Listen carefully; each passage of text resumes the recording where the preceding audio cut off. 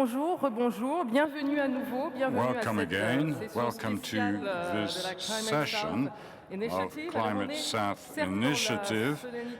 We are in the plenary room, but this is going to be a workshop, meaning that we will discuss on very specific topics to close this session with recommendations and even maybe solutions.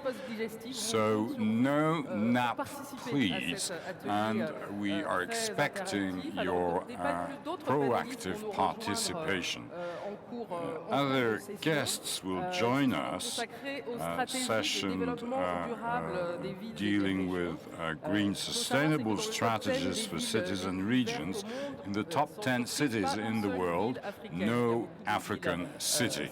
This is no surprise. A lot of cities from the northern part of our world, but for instance, Curitiba in Brazil or Bogota in Colombia, and also some awards for African cities, Kampala, for the road tax and urban agriculture. But globally, Africa can do better.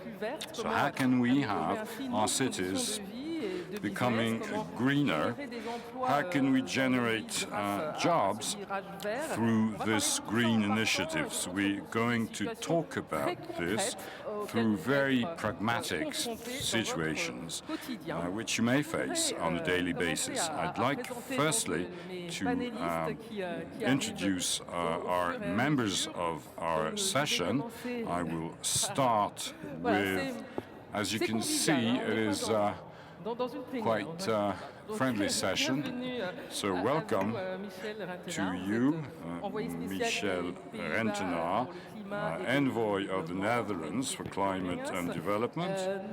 We also have with us here Thierno, Bocar, Head of Project, African Biofuels and Renewables, based in Togo. Well, there have been some changes. May I? Yes, of course. Thank you very much. Just this project manager, that was 5 years ago. I'm now the president of the African Biofuel and Renewable Energy Company, which is an international institution managing a certain number of investment funds with renewable energies. All right, thank you very much. I wish that you think about very specific situations that you may ask questions to our different members. So please think and brainstorm, as we say. And coming to you, Michel RENTENAAR, I will switch to English. Cities in the world, in this top 10, strangely no Dutch cities. So why not Amsterdam with the bike program, with the transportation plan, which was a kind of pioneer? I don't know this particular index, but there are many indexes. There are definitely the Sustainable World Index, of course, and there's a couple of Dutch companies in the top 5 even, Unilever, DSM and everything. Maybe there's also some reasons for the fact that the Netherlands is very, very small. I mean, there is hardly any space anymore. If anyone who's ever been to the Netherlands will recognize that it is actually one big city. 75% of our population lives in the city. There is an agricultural heart in the middle that we call the Green Heart, but to stay in New York terms is more or less our Central Park. And of course, the world-famous flower industry that we have and all those glass houses, you could say is sort of like urban agriculture. So there's a number of reasons for these kind of things. There are also many examples of very innovative approaches to climate and also to adaptation to climate change. For instance, in Rotterdam, we have created our squares and parking garages in such a way that when floods come, caused by climate change or by rising sea level, we can actually flood those squares. And they were quite famous. The sand motor, I don't know if you've ever heard of that, is a sand suppletion program running along the coast. I was in Gambia this week, where we're also experimenting with the same kind of adaptation models, let's say. But the essence is that all these things are thought of in cities. And it is like a motor of ideas. And I think that's a very powerful thought. And you have the greenest port, harbor in the world. Indeed, Rotterdam is what claims to be or has the ambition to be a zero-emission port, and we're well on the way to actually start linking issues like energy, waste, mobility, all of it together in terms of creating the most sustainable port in the world. Yes. So, je vais saluer Monsieur Jean-Jacques GUILBAUD qui nous a rejoint. Welcome Mr. Jean-Jacques GUILBAUD, is Chief Administrative Officer, Executive Committee member of Total. We now will go towards our audience and see whether there is already a pragmatic, specific issue that you want to ask our members find a solution for. Not yet? Not yet? Well, speed on. Well, while you are still thinking about this problematic, I will now turn towards you, Mr. GUILBAUD. You are here representing Total. We know that for a long time all companies have been presented as the bad guys in terms of environment, but now you can present numbers of solutions going towards greener cities. What are the types of examples which you could talk, which you could mention to us for an African city, for instance? Well, I would say that the oil companies is a part of the problem or issue if we talk about climate change. Since CO2 emissions by fossil fuels represent an important part of CO2 emissions. But we also, and this is what I want to insist on, we are a part of the solution. The issue for an oil company is had to be efficient, had to bring energy to the growing population, be it by numbers, but in need of more energy, urban and rural, and how at the same time facing the issues of climate change. We have numbers of solutions on which I can come back later or now, depending on what you would prefer. I will see whether there is already a question, and if not, I would agree with you to present briefly your solutions. But I'd like to have a session as pragmatic and that we have a question here. Bonjour. Good afternoon. Je suis Thierry Essam, I'm from Gabon. I would like to ask the question, this question to the Total person on the renewable energies. When we heard the previous speakers, we were mentioned the problems of climate change, and the General Secretary was very clear.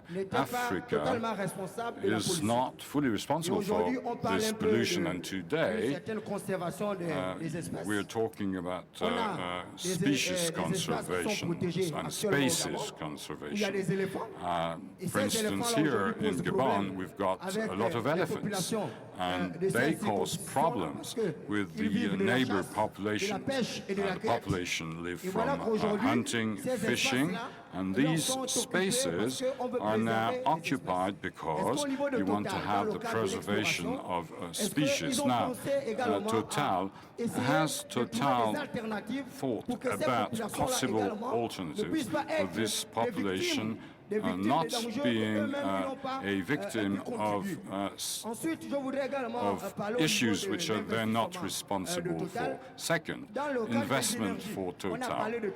We talked about every type of energy, but we didn't mention another energy, which is the brain energy. We have been talking about solar energy, we've been talking about a lot of energy, but not about the brain energy.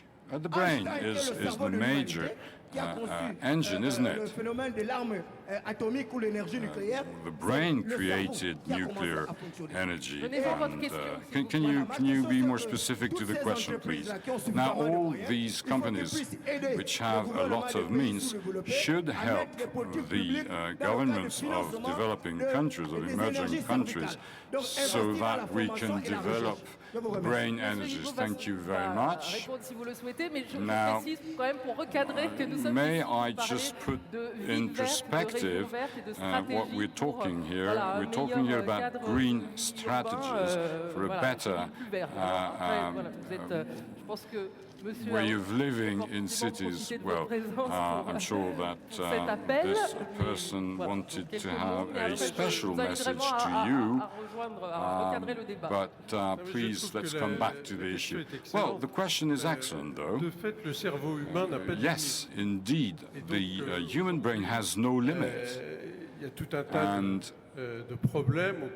there are a number of issues which we only see a part of the answer. And I'm sure that tomorrow engineers, researchers will continue to find solutions because there is no limit to intelligence and to imagination.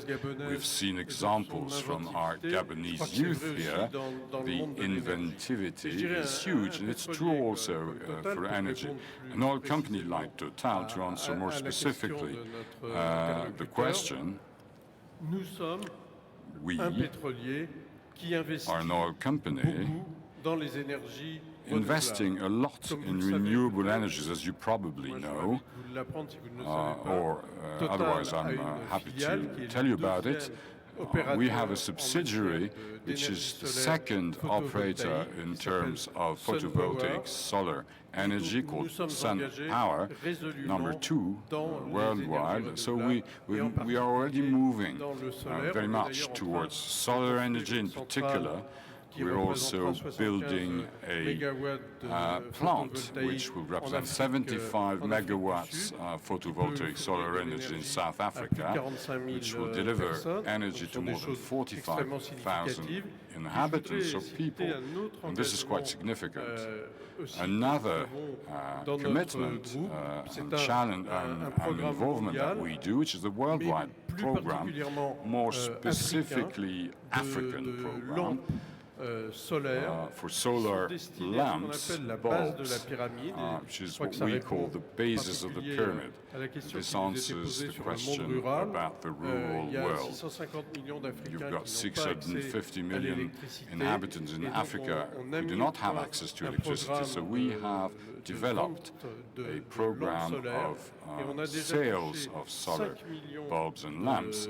Already 5 million of Africans have been able to buy these lamps, and they have an access to clean energy, so you can have light at home and kids can study, and we have the ambition to deliver solar energy through this program to 20 million people by 2020. This is quite significant, 20 million people in Africa.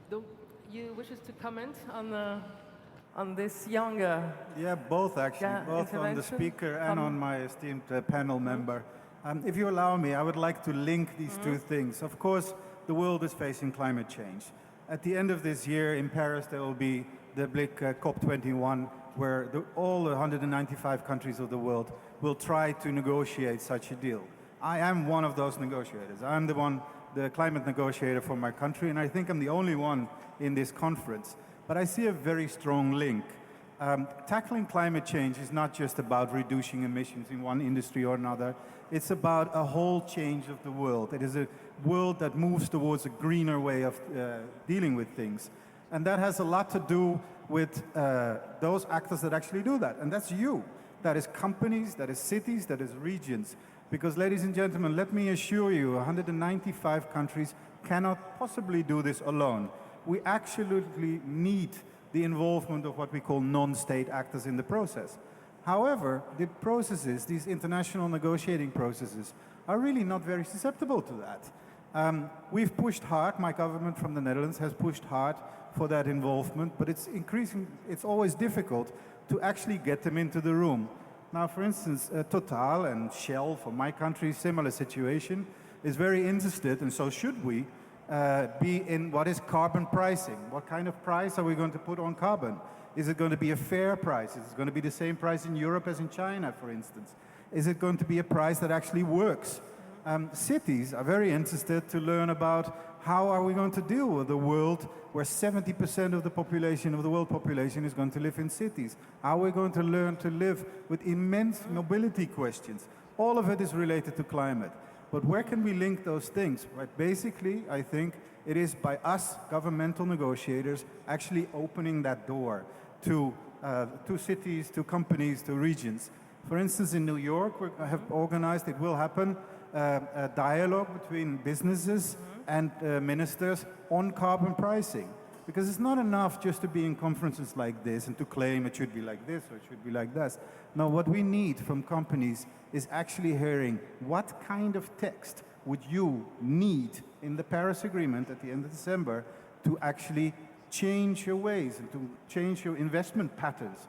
That is going to be what is going to be a meaningful difference in the world. And the same is true. What is the place of cities in all that negotiating text, which reads like rubbish, of course, for an outsider, but for us is very important. This is a crucial moment in history where we have a chance to change the ways, but we cannot possibly do it alone by government negotiators. We need you in the audience, cities, companies, and regions. So I'd very much like to call upon all of you, be part of it. Talk to your negotiators. Tell it what you want. What is it that you need from us? What should that world agreement on climate in Paris later this year look like? And in this way, I think you don't only help yourself, you also help us negotiators, but most of all, you help tackle climate change in the world.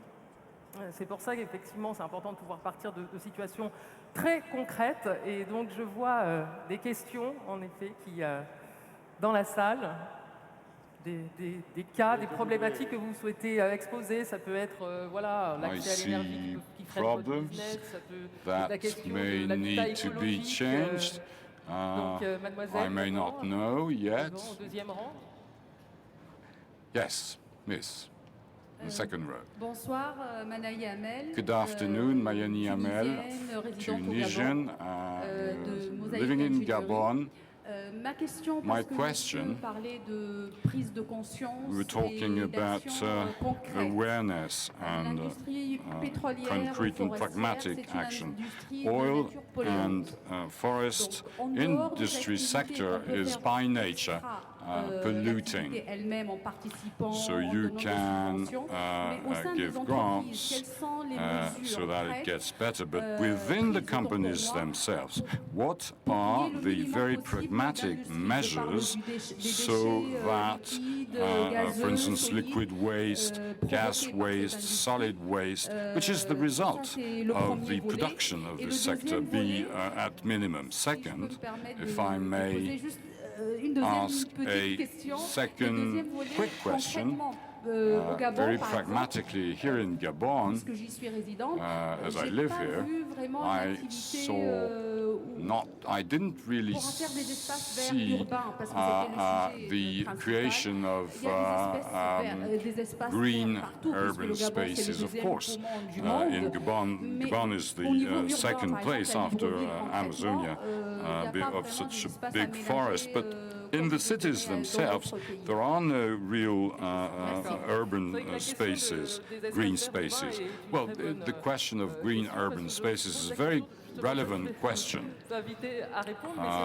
Could you answer, because is there also a kind of cultural factor? For instance, I have a friend in Cameroon. He has had a house built fantastic, but no trees, nothing. I asked him, and his answer said, "I come from the forest, don't want to see any forest in my garden now." Well, I just wanted to say that the urban rate in Africa is now at 40%, will be at 70% by 2050, with 1 billion inhabitants living in cities. How can we implement an economic strategy and an urban planning allowing to have cities which are acceptable, which what we call smart cities, smart regions? To do so, as far as we, SABER, are working, we see how we can support local policies to work on 3 levels. The electricity level in the world, 75% of energy consumption comes from the cities, 18% of electricity is cities, and 53% of CO2 emissions come from the cities. So, as you can see, cities is truly a key element in the coming negotiations. What have we done to support the cities? We've worked on the buildings, on waste management, and how to increase the efficiency of energy. We, for instance, created 31,000 lamps in the streets to light the streets with solar energy. Street lamps, and we're doing that in public buildings, and this will eventually spare 80% of the current consumption. This is the problem we face in our cities. Electricity is the true means, so we have to look at what is the most efficient mean to light the city in the same way, but with less cost and less consumption of energy. Now, coming to waste management, putting in place industrial sites where wastes are recycled with positive sites, what we call positive sites, we can come to what we call smart cities, where it's a good place to live. We have already in Africa a good dynamics. Mayors are aware of that. Now the question is to see whether the political will is here and how can the governments support us. Dakar, for instance, is one of the first African cities which has implemented a climate program. Are there questions in the city, in the audience? Good afternoon. My name is Charlotte. I come from RDC and I'm a consultant at the World Bank. I just wanted to mention something and ask a very quick question. You gave the example of Cameroon, where people don't want to have any more garden at home. Now, there's also the possibility of implementing something on the roof, like in my country, where we have implemented on the roofs, for instance, painting. But my question is this one. On a 45 degrees roof, what is the technology? I come from Congo. How can, with a 45% angle roof, how can I have vegetables on my roof, which will help not only my home, but the whole city? You can also have incentives for new constructions with having roofs that are horizontal and then having growing lawn, for instance, on the roofs. So that's all the topic of fiscal incentive. Well, this is a question of urban planning. If we can Ça permettrait non build seulement de faire des toits ou positive des jardins, mais buildings aussi ça if devrait we servir not à only quelque to chose. have roofs and Je crois gardens. que tout ce que nous If- devons faire aussi bien I un guess immeuble what we need to do in terms of buildings, in terms of waste management, to recycle it into energy and geothermy. I believe that this is much more positive. Now, gardens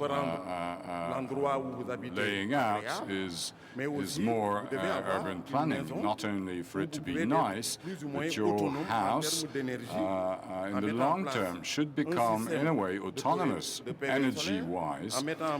For instance, with solar energy, recuperating water, recycling water, a well, for instance. With that, you can le recyclage des eaux de pluie, des eaux usagées aujourd'hui, take care of your garden. sont réutilisées pour Wastewater, for instance. You can use rien ne it se perd. for your garden, and we do not waste anything, not tout simplement lose anything. So this is what I call this positive approach in terms of energy efficiency. Now, this needs training and education for the people, because sometimes the technology is here, but the people don't know how to implement it. I think what it mostly needs is Well- dialogue, to be honest. Because I'm not an expert on 45 degrees roofs, but there are many people in the world that are already in separate places thinking of separate solutions. And the global word for that is more or less circular economy. We need to somehow stop, as a humankind, stop destroying our climate. And there are, of course, many ways. Let me give you two examples. One is in the Netherlands, which is completely flat. We don't have any hill at all. So kind of hydropower is really very much impossible. But we figured out a system whereby we use wastewater, and every city in the world produces lots and lots of wastewater. And the wastewater actually generates energy, and that energy is used to purify the wastewater. That's an example of circular economy. There is also lots of thinking already going on between cities. Let me give you an example. Two cities, Houston in the United States and Barcelona, more or less the same population. Houston, however, has 5 times more emissions. Why? Because Americans live in suburbia and the city is a complete sprawl. And so in it cars, takes and believe in forever. cars. And they have big cars, but they have them in Barcelona as well. So they have huge sprawl and it takes a long time to get to the center. Now, we're all going to be confronted, I think one of you said it, with a world where 70% of the population of the world is going to live in cities. We need to think about smart cities. I don't know if you're familiar with the Calderon report, the new climate economy that President Calderon presented last year. In the next 15 years, we're going to spend, as a world community, $90 trillion US. That's 12 zeros. We're going to do that anyway. We have a choice to do it like we did, black carbon, and we'll be stuck with the emission effects of that for the next 120 years, or we make a choice now to change our ways. And I think that time and place is right here. Autre intervention dans la salle? Et là, je voudrais donner un exemple aussi sur les traitements de déchets. I would also like to talk about waste enhancement. Total, with 1 ton of waste today, we can produce 107 gallons of ethanol Des déchets organiques.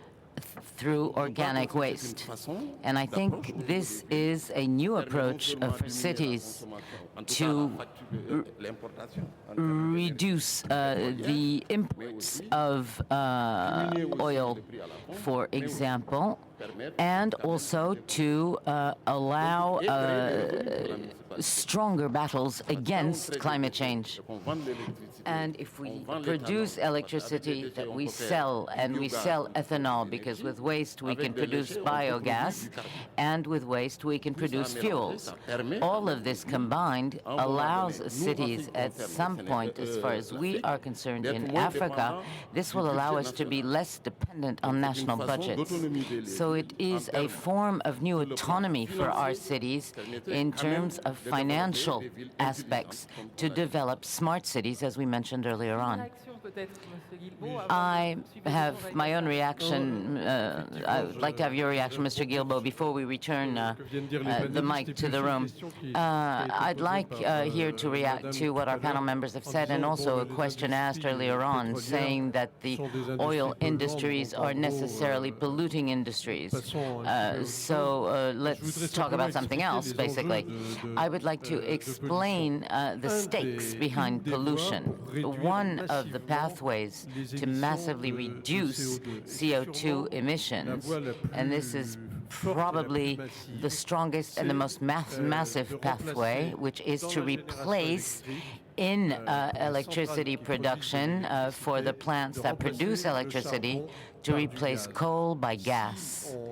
And if we switched to gas instead of coal in all of the plants on our planet, we would avoid 5 billion tons of CO2, which represents 10% of CO2 emissions worldwide. And this is absolutely fundamental. So you need to understand that coal, I'm sorry, because there may be people from the coal industry in the room, and of course their economies and their networks cannot be changed within a 24-hour time span. But coal is certainly the most polluting source of energy as regards CO2.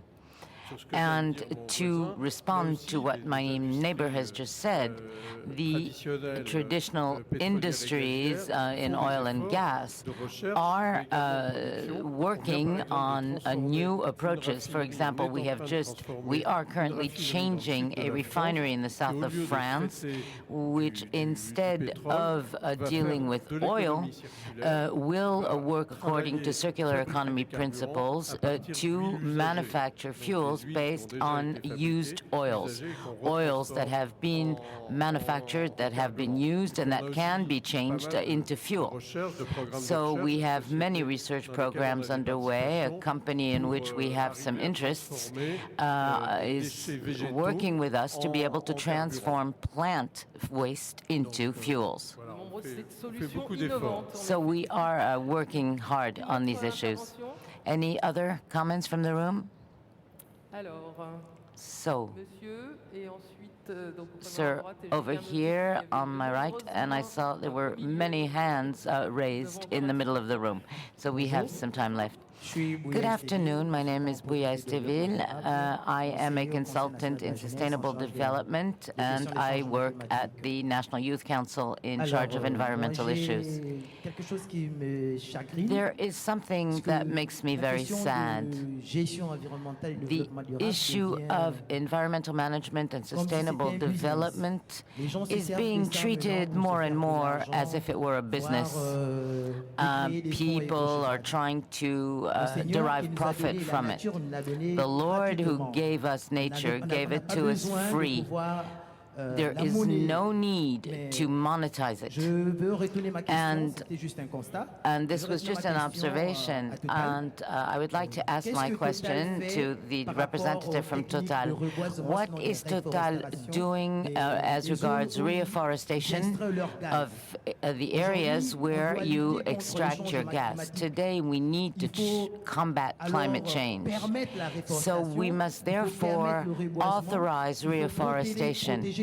We need to protect wetlands. What is Total doing in this regard, particularly in the interest of populations? Because in some of our provinces, there are some people who have never been to school. They need to have concrete information. This means teaching them what eco-gestures mean. And people here should be planting gardens, showing them that when you build a house, the garden that you will plant will allow you to combat climate change. I think that the world of business needs to raise the awareness of populations as to how to combat climate change and preserve the environment.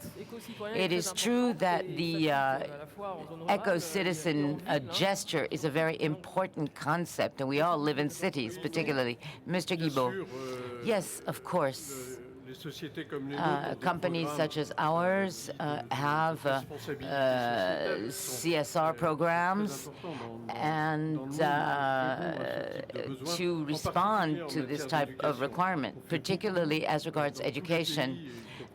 In all countries where we are present, including Gabon, we do our very best to facilitate access to education. And I would like to return to solar lamps.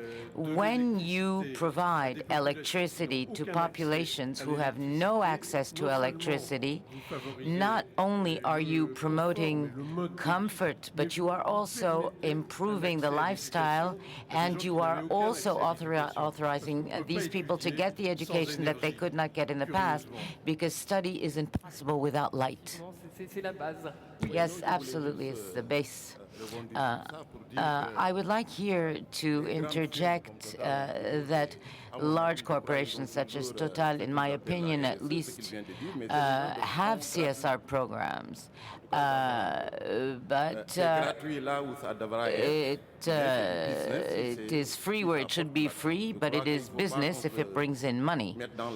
So I do not think that we should all the time destroy everywhere. And if we destroy somewhere and we work on reforestation and we give solar lamps to households in rural areas to allow their children to study, I think that these are socially responsible actions that all large corporations are undertaking. But this involves major management plans. And of course, this will allow to combat climate change. But if it's for business reasons, we have to be in business. And green business was job creator. Very short comment. Of course, nature has been given by God to us for free, but we've really treated it very badly. If we go on like this, we will go in the world to a temperature rise of 6 degrees. You have no idea what that's going to mean to Earth. So we better make sure that we convince companies that this is not just a threat, but that it's also an opportunity. If I just give an example, Unilever, a famous Dutch-British company, already now they have like $500 million per year in damage because of climate change. Where do you think that $500 ends up? In the price of the consumer goods in your supermarket and mine. So there is a link between the market economy and climate. So we better think of a very clever way to actually not monetize it, but make sure that it becomes a process whereby companies are just as much interested to solve this as governments, and that requires that dialogue. Autre intervention, donc troisième round. Another contribution from the room. Gentleman over there.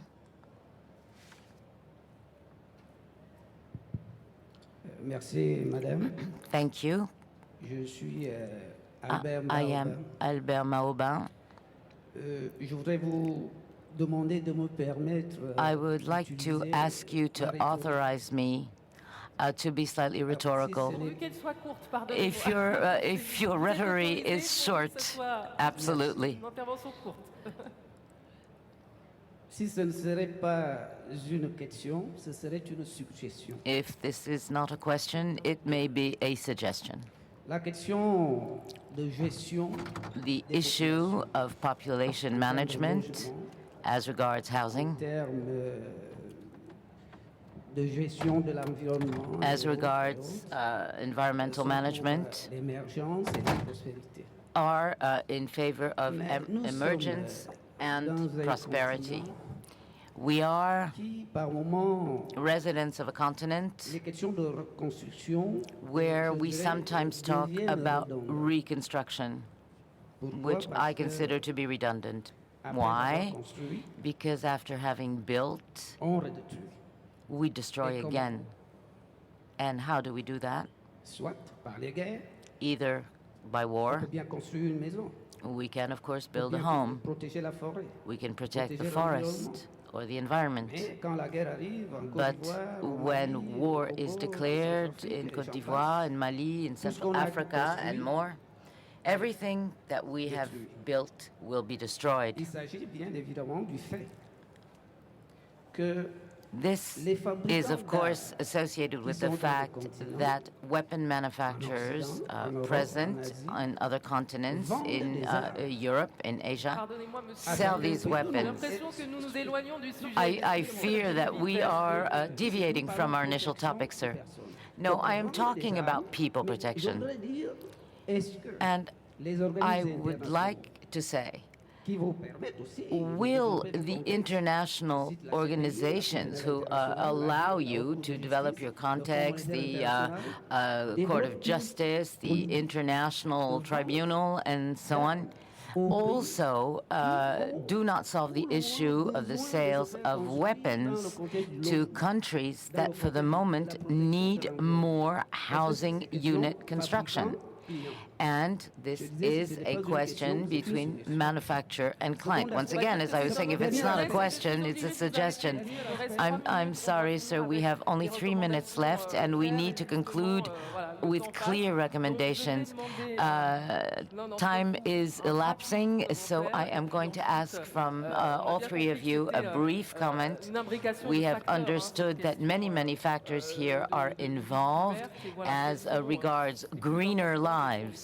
And what is most important? What are the priorities which will allow us to conclude this session? And thank you very much, sir, for your contribution. And we will now need concrete recommendations. My recommendation, as we said earlier on, concerns CO2. I think that the upcoming COP21 should allow the African populations to express their requirements. What we want is to have a carbon sink that is interesting with a very lucrative price. We've also been talking about clean developments. Madame Royal said yesterday that Africa only represented 3% of these CO2 emissions. If we fight to make the price of carbon a factor of development, both in cities and in regions, because with decentralization today, development is done by the base of the population.